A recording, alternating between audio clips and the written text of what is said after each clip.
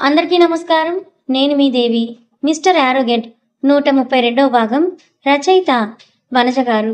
ఆమె కన్నీళ్లు అతని షర్ట్‌ని తడిపేస్తుంటే వేసుకున్న నైటీ మొత్తం తడిచిపోయింది రక్తంతో.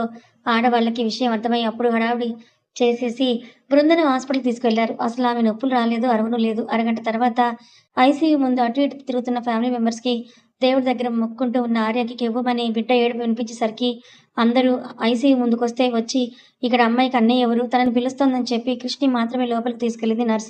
లోపలికి వెళ్ళగానే నీరసంగా పడుకొని ఉన్న బృందాన్ని చూసి మనసులోని బాధపడ్డాడు క్రిష్ బాబు. కానీ నర్స్ ఎత్తుకొని ఉన్న బేబీ తన చేతుల్లోకి రావడంతోనే ఒక చిన్న జర్క్ వచ్చింది క్రిష్ బాడీలో. సార్ బాబు పుట్టాడు. ఆవిడ పడుకుంటూ ఫస్ట్ మా అన్నయ్యకి ఇవ్వమని చెప్పిందని నర్స్ చెప్పగానే ఆ బాబుని తీసుకెళ్లి బృంద పక్కన పెట్టి చూశాడు క్రిష్ బాబు. కానీ ఆమె పోలికలు ఒక్కటి కూడా కలవలేదు. ఆర్యలాగా ఉన్నాడంటే అది అసలు తెలియట్లేదు. కానీ అతడి రూపు మాత్రం అచ్చుకుద్దినట్టు క్రిష్ బాబు లాగే ఉండడంతో బృందకి తన మీద ఉన్న ఇష్టం ఇంకోసారి బయటపడింది. ఎందుకంటే ఆమెకు చిన్నప్పటి నుంచి అన్నయ్య అంటే చాలా ఇష్టం. కానీ అతడి దగ్గరికి రానివ్వలేదు. చూస్తూ మా అన్నయ్య అని అందరికీ గొప్పగా చెప్పుకునేది. ప్రెగ్నెంట్ అయినప్పటి నుంచి వాళ్ళ బిజినెస్ మీదేమో కానీ క్రిష్ బిజినెస్ గురించి అతని గురించి ఆలోచించడం బాగా మనసుకు తీసుకున్న బృంద ఎప్పుడు అన్నయ్య అంటూ కలవరించడంతో పైగా జెనెటికల్‌గా సొంత మామయ్యనే కదా! అందుకే బాబు అచ్చుగుద్దినట్టు క్రిష్ లాగే ఉన్నాడు. బృంద తల నిమిరేసి థాంక్యూరా నాలాంటి మేనల్లుడినిచ్చావు అని డాక్టర్‌తో బృంద గురించి మాట్లాడి బేబీని తీసుకొని బయటకొచ్చాడు క్రిష్ బాబు. అందరూ ఆతృతగా వెయిట్ చేస్తున్నారు. ఇక నరేంద్రకైతే మండిపోయింది. తన ఇంటి వారసుడిని మొదటగా క్రిష్ ఎత్తుకోవడంతో ఆర్య అయితే ఫస్ట్ క్రిష్ ఎత్తుకున్నందుకు తనకి ఎలాంటి ఫీల్ లేదు. అసలు ఆ విషయమే ఆలోచించలేదు. కానీ ఎవరు పుట్టారా? పాపే అయ్యుంటుందని 100% ఫిక్స్ అయ్యి బావ పాపే కదా! అని పాపే అని చెప్పి ఆర్య చేతికి ఇవ్వకుండా హరిత దగ్గరికి తీసుకెళ్ళాడు క్రిష్. ఆమె ఆనంద బాష్పాలతో చూస్తూనే ఉంది. కనీసం చెయ్యి చాచి ఆ బిడ్డని ఎత్తుకోవాలన్న ఆలోచన కూడా లేకుండా తను ఎలాంటి పరిస్థితి నుంచి వచ్చింది. ఇప్పుడు తన జీవితం ఎంత అందంగా మారిపోయిందో తలుచుకుంటూ ఉంటే ఆమె కన్నీళ్లతో నవ్వొస్తోంది. దీనంతటికి కారణమైన త్రిపుర గారికి మనసులోని ఎన్నో వందల కృతజ్ఞతలు చెప్పుకుంది హరిత. క్రిష్ గారు మీరే ఎత్తుకునుంటారా? వాళ్ళ నాన్నమ్మకిచ్చేదేమైనా ఉందా? అంటూ త్రిపుర అడిగేసరికి అరె! మేనత్త చూడకపోతే ఎలా ఉండు అంటూ పిల్లోడిని తీసుకొని పదం దగ్గరికి వెళ్ళాడు. పెద్దోళ్ళు తిరుపతికి ఇప్పుడే ఇవ్వొద్దని చెప్పడంతో క్రిష్ చేతిలోనే బాబు ఉంటే ఆమె చూస్తూ ఉంది. అందరి చేతులు మారి నానమ్మ, తాతయ్యల దగ్గర బుడ్డోడు కాసేపు కాళ్ళు చేతులు విదిలించి వాళ్ళ నవ్వుల్ని చూస్తూ మురిసిపోయేలోపు తండ్రి దగ్గరికి వెళ్ళేసరికి ఆకలి బాగా గుర్తొచ్చిందేమో తన మీద కప్పి ఉన్న క్లాత్ ఎగిరిపోయేలాగా చేతులు కాళ్ళు గట్టిగా ఎదిరించాడు బుడ్డోడు. నాకు కూతురు పుట్టింది వావ్! నా కూతురు అంటూ తెగ సంతోషపడుతూ 'బాహుబలి' సినిమాలో బిజ్జల దేవలాగా ఎగ్జైట్ అయిపోతున్న ఆర్య వాడి కాళ్ళు చేతులు విదిలించడంతో మీదున్న టవల్ పక్కకు పోయి అసలు నిజం బయటపెట్టేసరికి బేలముఖం వేసుకొని క్రిష్ వైపు చూశాడు కోపంగా కూడా. నవ్వు ఆపుకున్న క్రిష్ బాబు బాగా అయిందా అన్నట్లు చూస్తూ ఉంటే ఏడుపు మొహం వేసుకున్న ఆర్య నా కూతురే కావాలని మారం చేయడం మొదలుపెట్టేసరికి కవిత కొడుకు మీద అరుస్తూ ఎవరైతే ఏంటి ఆర్య ఇప్పుడు బాబు పుట్టాడు. నెక్స్ట్ పాప పుడుతుంది. ఎవరైనా సరే నీ రక్తమే కదరా! ఎందుకు చిన్నపిల్లలాగా అలా మారం చేస్తావు? అనేసరికి మమ్మీ ఇంతవరకు నువ్వు ఇంత గట్టిగా నా దగ్గర మాట్లాడలేదు తెలుసా? వీడు రాగానే నా ప్రయారిటీస్ మారిపోయాయి అంటూ ఇది చేస్తూ ఉంటే మరి అసలు కంటే కొసరు ఎక్కువ కదా! అంటూ వాడిని తీసుకొని మురిసిపోయింది. అప్పుడే నానమ్మ అయిపోయాను నేను అంటూ. బృందా కూడా స్పృహలోకొచ్చాక లేడీస్ ఆమెను చూసుకుంటూ పాలెలా పట్టించాలని చెప్తూ ఉంటే ఓపికగా వింటూ పిల్లాడికి పాలిస్తూనే అలాగే నిద్రలోకి జారుకుంది. అట్నుంచి అటే 3 రోజులకి ఆమె బృందావనంకి వెళ్ళిపోయింది. ఆర్య ఇంటికి రమ్మని పిలిచినా కూడా మొదటి కాన్పు పుట్టింటి దగ్గరే జరగాలి కాబట్టి. కానీ ఆ రోజు అన్‌ఎక్స్‌పెక్టెడ్‌గా ఏదో జరిగిపోయింది. కానీ అన్నీ మేం చేస్తామంటూ ప్రకాష్ హరితతో మాట్లాడి ఆమెను బృందావనంకి తీసుకొచ్చేశారు. ఇక చివరిగా క్రిష్ బాబు అడిగిన 2 ఇయర్స్ లీవ్ ప్రకాష్ గారు గ్రాంటెడ్ చేయక తప్పలేదు. క్రిష్ నస భరించలేక. చూస్తుండగానే రోజులు గడిచిపోతుంటే బాబుకి ఉయ్యాల ఫంక్షన్, పురుడు అన్నీ గ్రాండ్‌గా చేశారు హరిత, ప్రకాష్‌లు. దానికి ఒక్కొక్కరు మంచి మంచి గిఫ్ట్స్ తీసుకొచ్చి వాడి ఉయ్యాలను నింపిస్తే వాడు మాత్రం నాన్న దగ్గరున్నప్పుడు ఎప్పుడూ ఏడుపు మొహం వేస్తాడు. క్రిష్ ఎత్తుకోగానే బోసి నవ్వులు నవ్వుతూ ఫేస్‌లో కూడా నవ్వులు రప్పిస్తాడు. అప్పటికి ప్రమోద్, మహిత తమ ఫార్మింగ్ దగ్గర కట్టుకున్న ఇంటికి వెళ్ళిపోగా అగ్రహారం బ్యాచ్ ఊరికి వెళ్ళిపోయారు. త్రిపద వాడిని ఎత్తుకోకుండా ఉండలేక రోజు వాడిని ఎత్తుకోవడం, పొరపాటున వాడికి మోషన్స్ అయితే మళ్ళీ చిక్కుడాకు తల మీద పెట్టి చమురు రాయటం. ఇదామె డైలీ చేసే పనయిపోయింది. తిరుపతికి 3 నెలలు పడింది. అలాగే పిల్లాడికి 2 నెల జరుగుతోంది. బాబు మేనమామలాగా చాలా షార్ప్ అనుకుంటా. అప్పుడే మనుషుల్ని గుర్తుపెట్టుకుంటున్నాడు. వాడికి బాగా తెలిసిన స్పర్శ అమ్మ, అత్త, మామ వాళ్ళు ముగ్గురు ఎత్తుకుంటే మాత్రం నార్మల్‌గా నవ్వుతూ ఉంటాడు. మిగతా వాళ్ళ చేతుల్లోకి వెళ్ళాడా 'బాహుబలి 3' సినిమా చూపించి వదులుతున్నాడు. ఎంత కూతురు కోసం ఏడ్చినా కొడుకు తన బ్లడ్ అని రియలైజ్ అయిన ఆర్య ఆఫీస్‌కి వెళ్తూ ఒకసారి తిరిగి ఇంటికి వెళ్తూ, ఇంకోసారి కొడుకుని చూసుకుంటూ, లేట్ అయితే బృందావనంలోనే ఆ రాత్రికి బస చేస్తూ ఇలా కాలాన్ని గడుపుతున్నాడు. ఒకరోజు స్నానం చేసి రెడీ చేయమని బాబుని బృందకి ఇచ్చింది హరిత. అప్పుడు మొదలుపెట్టిన ఏడుపు అస్సలు ఆపనే లేదు. వీళ్ళకైతే భయం స్టార్ట్ అయింది. చెవి నొప్పా, కడుపు నొప్పా లేదా ఇంకేమైనా అంటూ హాస్పిటల్‌కి తీసుకెళ్ళొచ్చారు. కనీసం వాళ్ళకి కూడా అంతు చిక్కక సింపుల్ మెడిసిన్ రాసి పంపించినా కూడా అక్కడ ఉన్నంత సేపు సైలెంట్‌గా ఉండి ఇంటికి రాగానే మళ్ళీ ఏడుపు అందుకున్నాడు. వాడి ఏడుపుకి ఫలితం అటు ప్రమోద్, మహిత, ఇటు ఆర్య, కవిత కూడా ఇంటికి రావడం. ఎంతమందిని చూసినా ఏడుస్తూనే ఉన్నాడు వాడు. త్రిపుత, ఇటివ్వు బృందా, నేనెత్తుకుంటాను అన్నా కూడా త్రిపుత చేతుల్లోకి వెళ్ళిన బాబు దిక్కులు చూస్తూ వాడిలో వాడే కుళ్ళుకుంటూ ఏడుస్తూ ఉండడంతో బాబు ఏడుపు వినిపించిన క్రిష్ బాబు ఆఫీస్ పని మీద ముంబైకి వెళ్లి 3 రోజుల తర్వాత రిటర్న్ వస్తున్నాడు. ఏడుపు వినడంతోనే డ్రైవర్‌ని కారు ఆపమని చెప్పి ఇంట్లోకి పరిగెత్తుకుంటూ వెళ్లి తిరుపతి చేతిలో ఉన్న బాబుని తను తీసుకున్నాడు క్రిష్. "ఏమైంది నాన్న?" అంటూ క్రిష్ దగ్గరికి తీసుకోవడంతోనే ఏడుపు ఆపేసి క్రిష్ బాబు ముఖంలోకి చూస్తూ తల నిలబడకపోయినా పైకి పెడుతూ ముఖం మొత్తం ఎంగిల్ చేసి తన హ్యాపీనెస్‌ని తెలుపుకుంటూ నవ్వగానే అందరూ షాక్ అయిపోయారు. నాకిప్పుడు అర్థమైంది వాడు ఎందుకు ఏడుస్తున్నాడా అని. రోజు వాడు స్నానం టైంకి అన్నయ్య ఆఫీస్‌కెళ్ళేవాడు కాబట్టి ఎత్తుకుంటూ ఉండేవాడు. 2 రోజులు అన్నయ్య కనిపించలేదు. ఇక మూడో రోజు వాడి దగ్గరికి రాడేమో అని భయపడ్డాడేమో. అందుకే ఏడవడం మొదలుపెట్టాడని చెప్పగానే అందరూ ఊపిరి పీల్చుకున్నారు. అది ఏ నొప్పి వల్ల కాదు, మామని చూడకుండా వచ్చిన బెంగ వల్ల ఏడుపు అని. వీడికి మామంటే అంత ఇష్టం ఏంటి బృందా? నాకు తెలియక అడుగుతాను. నాన్నని నేనొస్తే కూడా వాడు పట్టించుకోడంటూ ఆర్య జెలసీతో అడుగుతుంటే, మరి రేపు ఫ్యూచర్‌లో పిల్లనిచ్చేది మా అన్నయ్య కదా! అందుకే ఇప్పటి నుంచే కాకా పడుతున్నాడు వాడు అంటూ బృంద అనగానే ఆమె నెత్తి మీద ముట్టిన క్రిష్ బాబు, వీడు నా కూతురిని లవ్ చేయాలి. దాన్నే పెళ్లి చేసుకోవాలి. నన్నింత లవ్ చేస్తున్నాడంటే నాకొచ్చే కూతురిని ఇంకా చూసుకుంటాడు కదా! అని చెప్పగానే ఆర్య షాకవుతూ, అంటే ఏంటి బావ మాకు వేరే ఆప్షన్ కూడా ఇవ్వవా? అంటే కన్ఫర్మ్ వాడు నీ కూతుర్నే లవ్ చేయాలని ఫిక్స్ అయిపోయావా? అంటూ ఆర్య అడగడంతో, అంతేగా మరి అన్నాడు క్రిష్ బాబు. మరి మహితా వదినకి పాప పుట్టి వీడు ఆ పాపను పెళ్లి చేసుకుంటానంటే అంటూ బృంద డౌట్ పెట్టేసరికి మహిత ప్రమోద్‌లను చూసిన క్రిష్ బాబు, సరే మరి వాళ్ళ పాపను కనేలోపు మీరే ఇంకో బాబుని కనండని సింపుల్‌గా చెప్పేసి వాడిని ఎత్తుకొని తన రూమ్‌లోకి వెళ్ళిపోయాడు.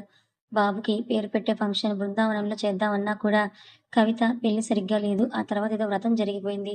ఇప్పుడు పురుడవి కూడా మీరే చేశారు. పేరు పెట్టే ఫంక్షన్ మాత్రం మా ఇంట్లోనే మేము గ్రాండ్‌గా చేసుకుంటామని ముందే చెప్పేయడంతో బృందావనం వాసులు మొత్తం ఆర్య వాళ్ళ ఇంట్లో దిగిపోయారు. ఫంక్షన్‌కి కూర్చున్నారు. బియ్యపు పళ్ళెం వాళ్ళ ముందు పెట్టారు. అంతా చేసిన తర్వాత పంతులు గారి అవతారంలో ఉన్న శర్మగారు ఉంగరం తీసుకొని, "వావుకి ఏ పేరనుకున్నారో అది రాయండమ్మా" అని అంటూ బృంద ఆర్యలకు చెప్పగానే ఇద్దరూ ఒకరి ముఖాలొకరు చూసుకున్నారు.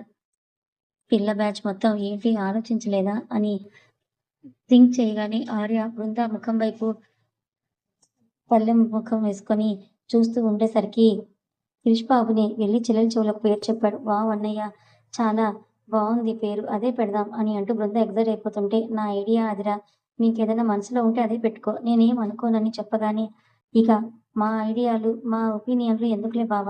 నువ్వు మీ చెల్లి డిసైడ్ అయితే అదే చాల్లే అని ఆర్య సైలెంట్ అయిపోవడంతో బృంద ఈసారి ఆర్య చెవిలో క్రిష్ చెప్పిన పేరు చెప్పింది. ఓహ్! నైస్ బావుంది. అదే కంటిన్యూ చేద్దాం అంటూ ఆర్య కూడా చెప్పగానే అతడే ఉంగరం తీసుకొని అభ్యుదయ్ అని చక్కగా రాశాడు ఆర్య. ఆ పేరు చదవడానికి ముందర అందరూ కష్టపడినా కూడా ముందు ఆర్యని చెవిలో అదే పేరుని 3 సార్లు చెప్పేసరికి వాడు మామ పెట్టిన పేరు నచ్చిందో ఏమో అందుకే కిలకిల నవ్వేశాడు. వాడికి అప్పుడు 6 నెలలు.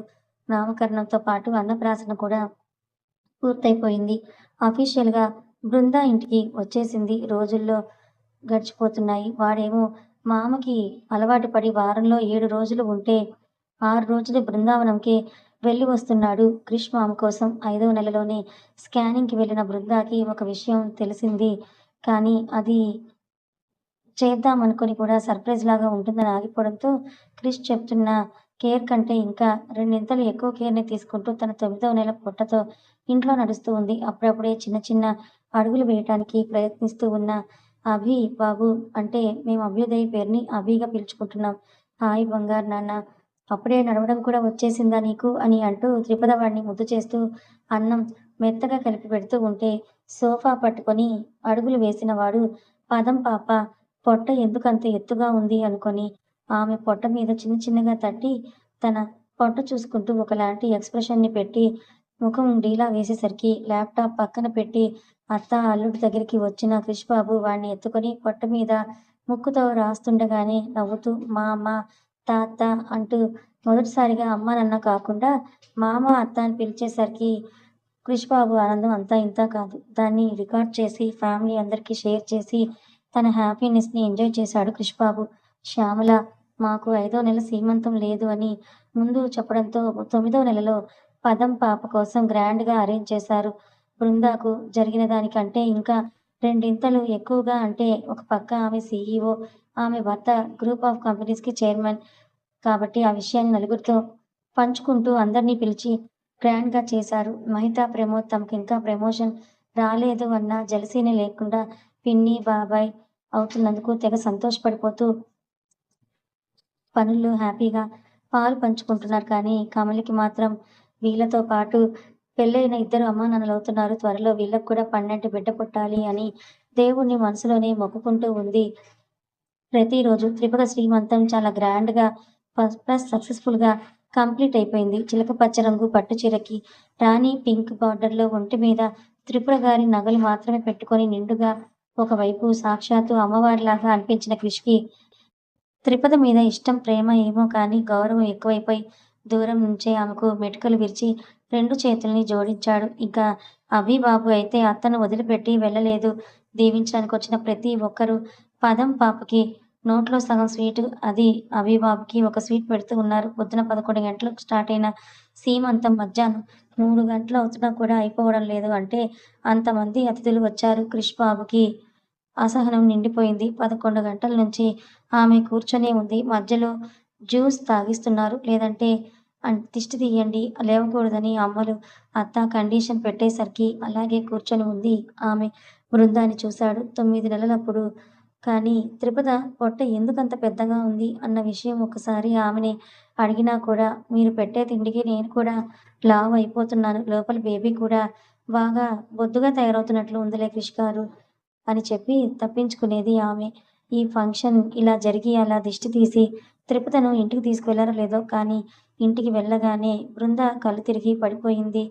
అభిని ఎత్తుకొని పక్కన ఉన్న క్రిష్ బాబు ఆమెను డాక్టర్ చెక్ చేస్తూ ఉంటే ఆర్య పక్కకు వెళ్ళినా ఏంటి అప్పుడే సెకండ్ ఇన్నింగ్స్‌నా అని అడిగితే మరి వాడు వారం రోజుల్లో 6 రోజులు మీ ఇంట్లోనే ఉంటున్నాడు. మాకు ఆ మాత్రం ప్రైవసీ దొరుకుతుంటే 1 ఇయర్‌లోపేంటి 5 మంత్స్‌లోపు కూడా ఏవైనా పాసిబులే అవుతుంది అంటూ ఆర్య తిక్కగా సమాధానం చెప్పగానే క్రిష్ ముఖం డాక్టర్ చెప్తున్న పాజిటివ్ న్యూస్ వైపే చూశాడు. బృంద నాకిప్పుడే వద్దు. అది అభి ఇంకా చిన్నోడే.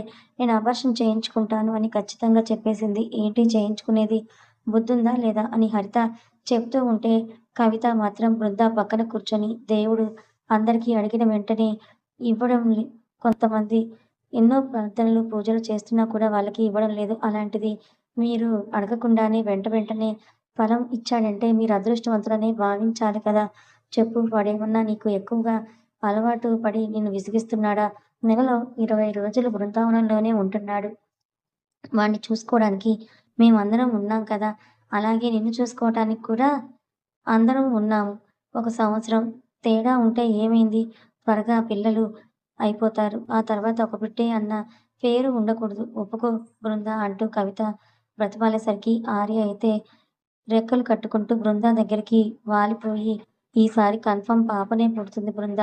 నేను నిన్ను జాగ్రత్తగా చూసుకుంటాను అని అంటూ చెప్పగానే అందరి వైపు ఒకసారి రౌండ్ ఫేస్ వేసుకొని తిప్పిన బృంద సరే మీ ఇష్టమని చెప్పింది. ఇంతకీ ఆర్య, బృంద బేబీ పేరు బావుందా? ఫ్రెండ్స్ ఇంకో 2 ఆర్ 3 డేస్‌లో మన త్రిపుద క్రిష్ బాబు కథ కంచికి చేరుకోబోతుంది కాబట్టి ప్రతి ఒక్కరూ కామెంట్స్ చేసేయండి. ఈ కథ మీకెలా అనిపించింది? నచ్చిందా? నచ్చితే లైక్ చేయండి. మరికొంతమందికి షేర్ చేయండి. ఇలాంటి మరిన్ని మంచి కథల కోసం మన ఛానల్‌ని సబ్స్క్రైబ్ చేసుకోండి. Thank you so much for watching.